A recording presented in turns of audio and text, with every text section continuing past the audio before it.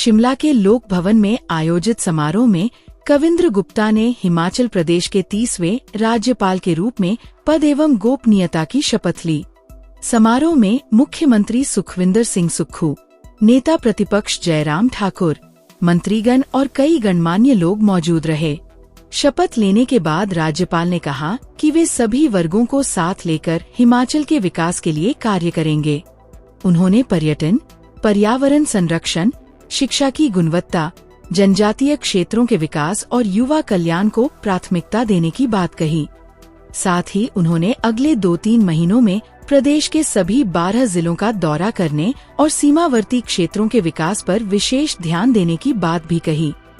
हिमाचल के इस लोक भवन में सभी हमारे पत्रकार बंधुओं का स्वागत करता हूं।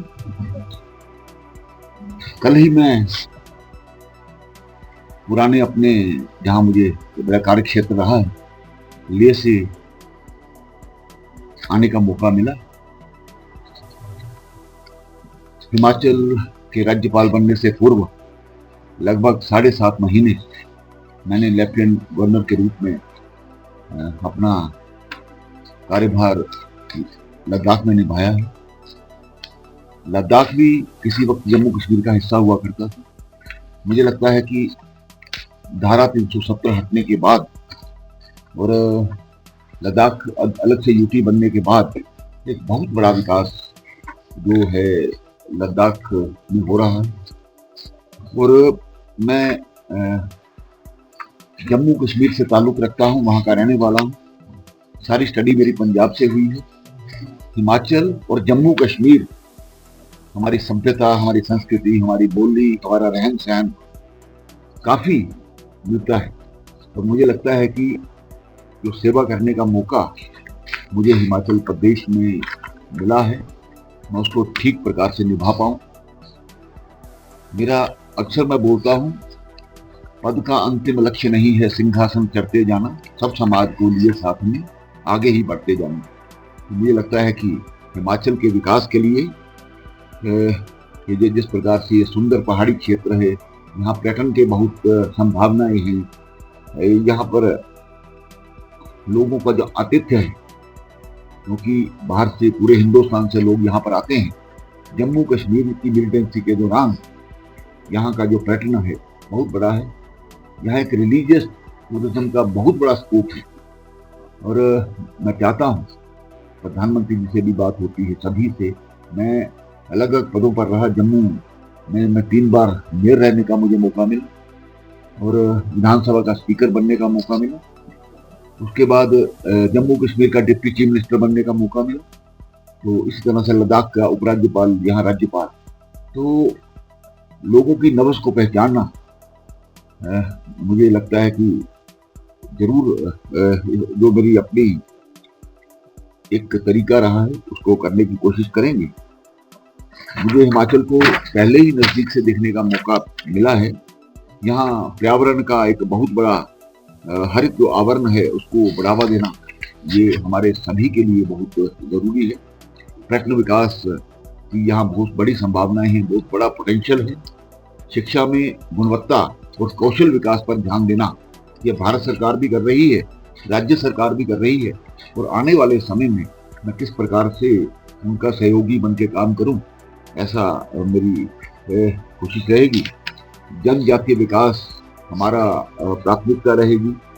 और युवा कल्याण, प्रधानमंत्री जी बार बार जिक्र करते हैं कि इस देश का 65% जो युवा है, उसी के कारण से भारत युवा देश है। और हम सभी ने 2047 का एक सपना लिया है। जब भारत की आज़ादी के 100 वर्ष पूरे होंगे तो उसमें युवाओं का एक बहुत बड़ा रोल बनता है। तो मैं चाहता हूं कि युवाओं पर, उनकी पढ़ाई पर, उनके स्किल पर बहुत बड़ा काम हो। और विशेष करके युवा स्किल्ड बनेंगे तो स्वाभाविक बात है कि जॉब सीकर न बन करके जॉब प्रोवाइडर बनेंगे। इस प्रकार का भी हमारा प्राथमिकता रहेगी। मैं आपको बताना चाहता हूं कि पिछले 7 महीने में, हालांकि आप जान सकते हैं कि लद्दाख जो किस प्रकार का क्षेत्र है, -30 -40 डिग्री में भी मैं पिछले 7 महीने में वहाँ 10,000 किलोमीटर से ज्यादा मैंने सड़क मार्ग से यात्रा की है। और जहाँ भी मैं 200 किलोमीटर जाता था, हर 50 किलोमीटर पर लोगों से मिल करके, इंटरेक्शन करके, सभ्यता, संस्कृति, उनकी प्रॉब्लम जान करके उनसे बात करता था। मेरी ये प्राथमिकता रहेगी, मैं भी लोगों के बीच में रहूं। और खास करके जो भी हमारे क्षेत्र हैं, 12 जिले हैं, तो 12 जिले, तो लगभग 3-4 महीने में हम 12 जिलों का दौरा करके वहाँ जिस प्रकार से भी मेरा सहयोग सरकार के लिए हो सकता होगा उसको करेंगे। हमारी लद्दाख की तरह इस प्रदेश की सीमाएं भी हैं जो चाइना से लगती हैं, और सीमावर्ती जो क्षेत्र हैं विलेज डेवलपमेंट हैं। और मैं बताना चाहता हूँ, मैं लद्दाख के जो आखिरी गांव है ये पाकिस्तान और चाइना के साथ लगते हैं। जो 1971 में भी कुछ एरिया हमने उनका जीता, खांग एरिया था, तो वहाँ तक मेरा नुब्रा तक जाने का मुझे मौका मिला है।